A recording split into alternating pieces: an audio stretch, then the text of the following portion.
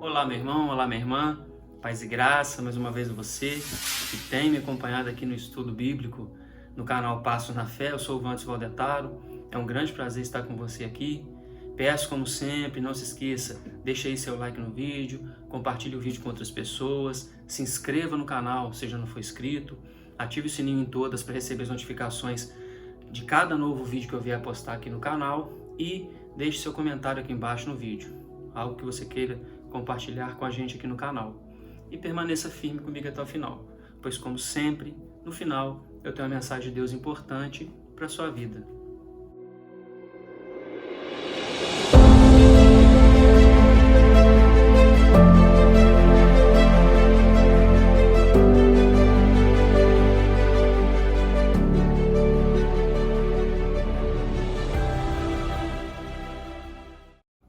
Dando continuidade a esse estudo bíblico que a gente vem fazendo, hoje a gente vai iniciar o capítulo 41 de Gênesis e a gente vai ver uma nova fase na vida de José.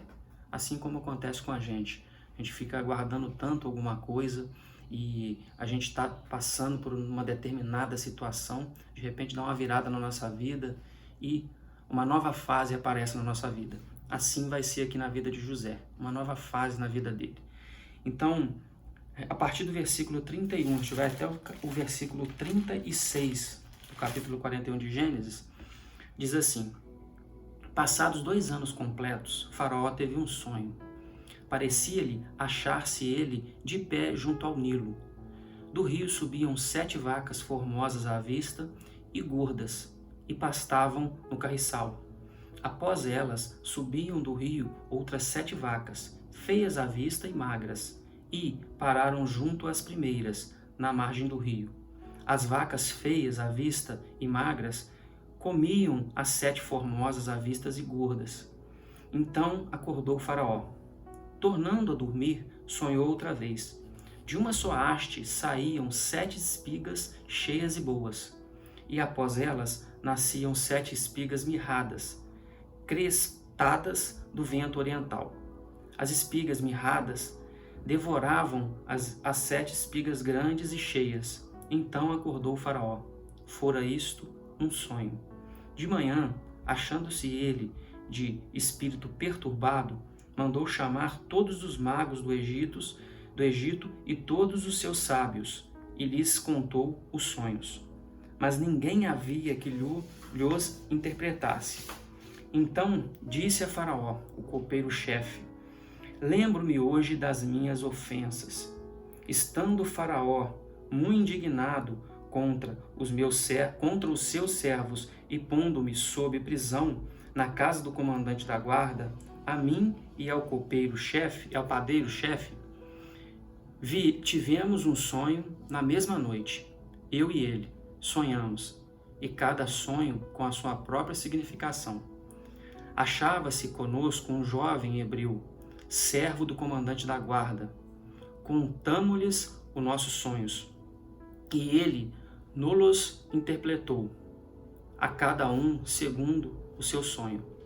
E como nos interpretou, assim mesmo se deu. Eu fui restituído ao meu cargo e o outro foi enforcado. Então Faraó mandou chamar a José e o fizeram sair à pressa da masmorra. Ele se barbeou, mudou de roupa e foi apresentar-se a Faraó. Este lhe disse: tive um sonho, e não há quem o interprete.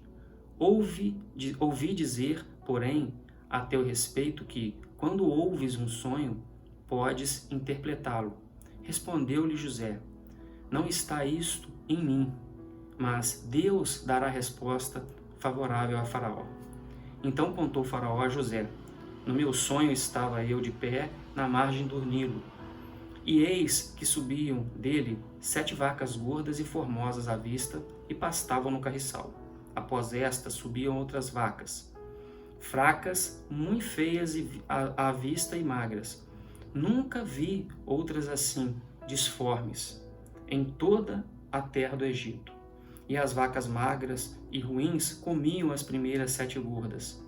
E, depois de as terem engolido, não davam aparência de as terem devorado, pois o seu aspecto continuava ruim, como no princípio. Então acordei. Depois vi em meu sonho que 7 espigas saíam da mesma haste, cheias e boas. Após elas, nasceram 7 espigas secas, mirradas e crestadas do vento oriental. As 7 espigas mirradas devoravam as 7 espigas boas. Contei-o aos magos, mas ninguém houve que mo interpretasse.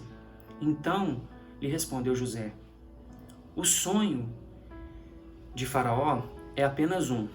Deus manifestou a Faraó o que há de fazer. As 7 vacas boas serão 7 anos, e as 7 espigas boas também 7 anos. O sonho é um só. As 7 vacas magras e feias que subiram após as primeiras serão 7 anos, bem como as 7 espigas mirradas e crespas e crestadas do vento oriental serão 7 anos de fome. Esta é a palavra, como acabo de dizer a Faraó, que Deus manifestou a Faraó que ele há de fazer. Eis aí vem 7 anos de grande abundância por toda a terra do Egito.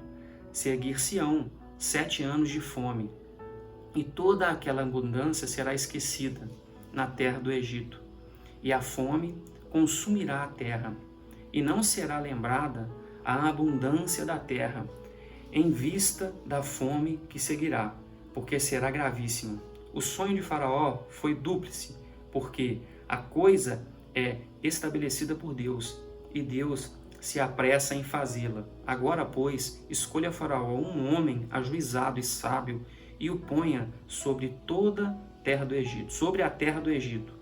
Faça isso, Faraó, e ponha administradores sobre a terra, e tome a 5ª parte dos frutos da terra do Egito nos 7 anos de fartura.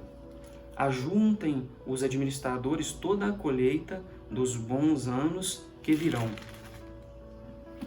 Recolham cereal debaixo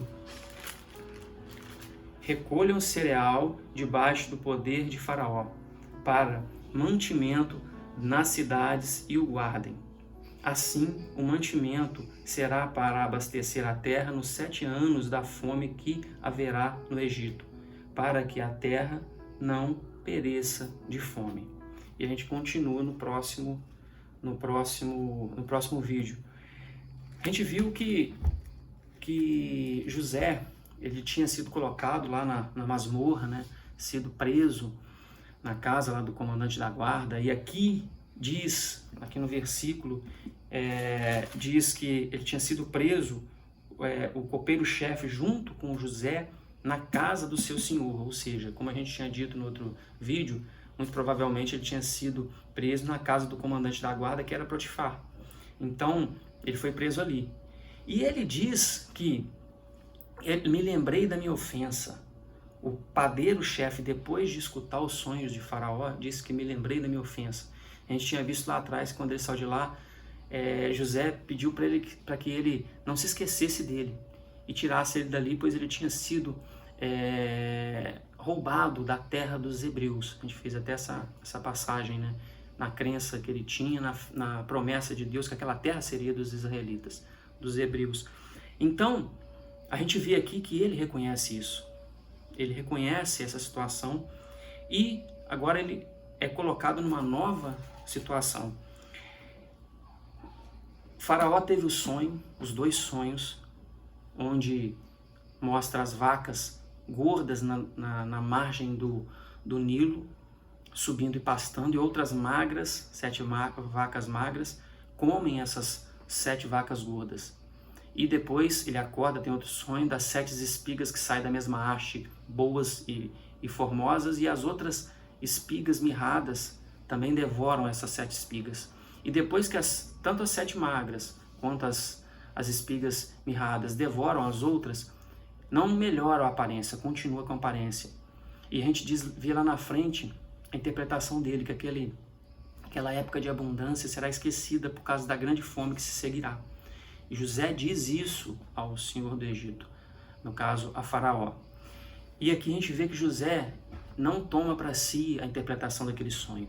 As coisas vão acontecendo para colocar ele no lugar certo e vão ocorrendo para que ele chegue numa posição futura, que será o segundo maior homem ali na parte do Egito. E com isso traz o livramento de todo um povo. A gente vê que ele em momento nenhum disse que viria dele. O faraó diz que ele tinha capacidade de interpretar o sonho, mas ele diz que não, isso vem de Deus. E Deus colocou esse sonho em você, no caso colocou em Faraó, para que te mostre o que fazer, como agir. Então a gente vê que ele coloca tudo como sendo e é parte do plano de Deus. A gente vê que é Deus avisando o que iria acontecer. E aí ele conta isso tudo para Faraó. E a gente vê aqui falando do Nilo. O Nilo naquela época era um sinal de prosperidade e fertilidade. Então tudo era feito às margens do Nilo.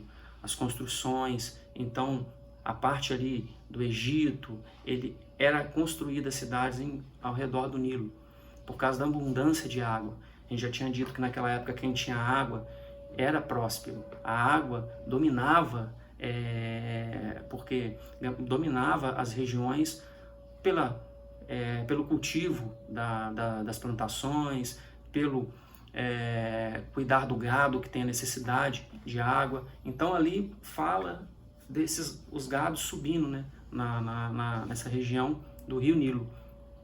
E Faraó tem esse sonho e fica perturbado.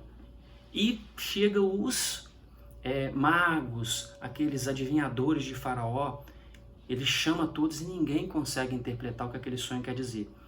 E o sonho naquela época, naquela região, no Oriente Próximo, né, e lá tinha um significado muito forte, que as pessoas tinham aquela crença de que o sonho, ele dizia o que iria acontecer no futuro. Então quando a pessoa tinha um tipo de sonho assim, ele sonhou aquilo ali, ele queria saber o que aquele sonho significava, para que ele pudesse saber como seria o futuro, qual a linha de ação que ele ia tomar. E nenhum dos magos ali, daqueles próximos, né, os adivinhadores de Faraó, foram capazes de interpretar o que aquele sonho significava. E sem perceber, eles colocaram as coisas nas mãos de José. Foi tudo acontecendo para que caísse nas mãos de José. E o copeiro-chefe naquele momento se lembra de José, passados 2 anos, aqui diz no começo que passou 2 anos, depois daquela situação que o copeiro-chefe, junto com o padeiro, né, o copeiro foi liberto e o padeiro foi morto, passou 2 anos, então já tinha se passado 2 anos. E ele vai à casa de Faraó. Aí diz que ele vai às pressas, ele se barbeia e se arruma. A barba para os hebreus era algo importante. A gente via, né, os relatos assim, que naquela época se usava a barba. Era uma coisa comum no meio hebreu. Já no Egito não era. Era o costume de raspar a cabeça, estar sempre liso. Então ele, perante o costume daquela região, ele se apresenta bem perante Faraó. Ele faz a sua barba, ele se limpa, põe roupas e vai se apresentar a Faraó. E aí ele conta que tudo aquilo é uma provisão de Deus. Os sonhos são dados a Faraó por meio de Deus, e Deus avisando o que teria que fazer. Que teria os 7 anos de fartura no Egito, 7 anos de abundância, mas que após aqueles 7 anos teria outros 7 anos de muita fome, e aqueles 7 anos de fartura inicial iria ser esquecido pela falta de alimento e por aquilo que iria passar o Egito. Então Deus mostrou o que deveria ser feito, e assim José interpretou os sonhos e passou isso a Faraó.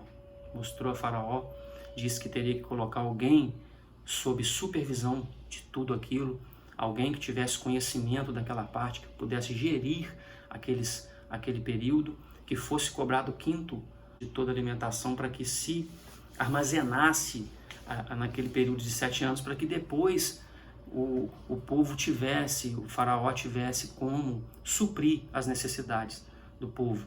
E a gente vê que isso vai acontecer.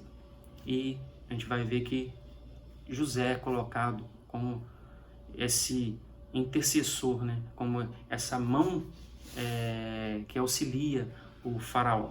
A gente vai estar vendo isso no próximo vídeo. Bom, isso que eu queria passar para vocês aqui, nesse estudo bíblico, né? Nesse capítulo, assim, que é um marco, a gente diz, que dos planos, a gente vê como os planos de Deus vão se concretizando nas promessas que foram feitas lá a Abraão. E aqui chega José, ele já começa aqui a realmente concretizar a parte física, já começa a fazer livramento para o povo, não deixar que um povo morra e pereça, que no caso ali é a família de José, de Jacó. Então por meio de José será salva no futuro, para que a promessa lá na frente seja cumprida. A gente não consegue enxergar isso, mas de começo a gente vai vendo, no final a gente olha que sempre Deus proveu de alguma forma para aquele povo, nem que seja um pouco, mas para que o muito lá na frente fosse feito. E a gente vai vendo isso acontecendo aqui na vida de José. E isso que eu queria deixar hoje aqui para vocês. E a gente tem um ensinamento assim na vida de José muito forte, né? Porque ele vê que as dificuldades que ele passou, os intempéries da vida, as dificuldades, as aflições, a privação na prisão e a privação da família, afastado da família, afastado do pai, né? Então a gente vai vendo isso tudo, mas vê que Deus vai agindo na vida dele e apesar das dificuldades, ele se torna próspero. A prosperidade que é dada na vida de José não vem das circunstâncias, ali vem de Deus. Realmente Deus proveu para ele o que ele precisava para que a promessa fosse cumprida ali por meio dele, na vida de todo o povo de Israel por meio de José. Então a gente vê isso, que Deus, ele faz a parte dele nas alianças e nas promessas. E na sua vida assim também é. Deus, ele prove aquilo que você precisa, as suas necessidades, tudo aquilo que você realmente necessita. E o caminho que você vai trilhando, Deus vai fazendo com que tudo ocorra conforme aquilo que ele quer. Às vezes a gente tenta forçar alguma coisa, forçar determinada circunstância para que algo aconteça. Isso é natural da gente porque nós somos humanos, mas a gente tem que confiar em Deus. Por mais que a gente muitas vezes sabe o que tem que ser feito, mas tem a dificuldade por esse lado humano que nós temos de realmente colocar em prática tudo isso que nós temos em mente como ensinamento, tudo que a gente vem aprendendo. A gente tem essa dificuldade. Isso é normal porque nós somos humanos, nós não somos santos, a gente procura santidade e esse lado humano nosso faz com que as coisas às vezes se tornem mais difíceis, mas você tem que diariamente estar colocando a sua fé, sabe, em prática, colocando o que você crê, essa fé em Cristo em prática, sempre orando, pedindo a Ele para que Ele realmente te mostre os caminhos a seguir, para que Ele te tire das dificuldades, ou no caso de não te tirar da dificuldade, para que Ele te dê forças e perseverança para que você possa suportar essa dificuldade e encontrar o melhor caminho para poder estar saindo dela e passando por ela. As dificuldades em nossa vida vão acontecer, as dificuldades vão ocorrer, assim como aconteceu com José, mas algumas coisas que são colocadas nas nossas vidas, né, são colocadas para que, de alguma forma, as bênçãos ocorram em nossa vida. Então, por mais difícil que a situação possa parecer, a gente tem que ter fé e crer que lá na frente a bênção vai chegar na nossa vida, que a bênção vai chegar na sua vida. Você não pode esmorecer, não pode se colocar no chão, você tem que levantar e seguir em frente, passar pelos obstáculos, passar pelas dificuldades, acreditar e crer em Cristo, acreditar e crer em Deus, que Ele está, por meio do Espírito Santo, movendo a sua vida e fazendo a diferença na sua vida de alguma forma. E pela sua vida, fazendo diferença na vida de outros, fazendo a diferença na vida de outras pessoas. Então levante, sabe? Erga a cabeça, siga em frente, vá em frente e siga sempre no caminho que Deus colocou na sua vida para que você siga. Não saia do caminho, não pegue vielas, não ande por outros caminhos, sabe? Vá conforme a vontade de Deus. Certamente Deus está agindo na sua vida e quando você menos esperar, você vai ver tudo que Ele tinha para sua vida. A gente não consegue ver, mas vai chegar no momento certo que você vai reconhecer isso tudo. Você vai conseguir enxergar as coisas que Deus está fazendo na sua vida ou na vida de várias pessoas, assim como José, por meio da sua vida. Então, continue seguindo forte na caminhada, não esmoreça, não caia, permaneça a caminhada, mesmo que ela seja difícil, que ela seja penosa, que ela seja difícil de suportar. Cristo está aí para poder segurar o nosso fardo, para que o nosso fardo seja leve. Então, entregue a Cristo esse fardo e prossiga na caminhada. Isso que eu queria deixar aqui para você hoje. Eu espero que você tenha gostado do vídeo, espero que você esteja comigo no próximo vídeo para acompanhar esse fechamento do capítulo 31, ou capítulo 41 de Gênesis. E como eu sempre digo a você, deixe seu like aí no vídeo, compartilhe o vídeo com outras pessoas. Se não for inscrito, inscreva no canal, é importante. E deixe seu comentário aí embaixo, alguma coisa que você queira compartilhar com a gente.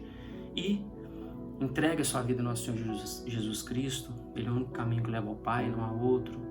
Ore ao Espírito Santo para que Ele continue sempre guiando os seus passos, para que Ele continue sempre te dando discernimento das coisas, para que você consiga fazer as coisas conforme a vontade de Deus, que é sempre boa, perfeita e agradável.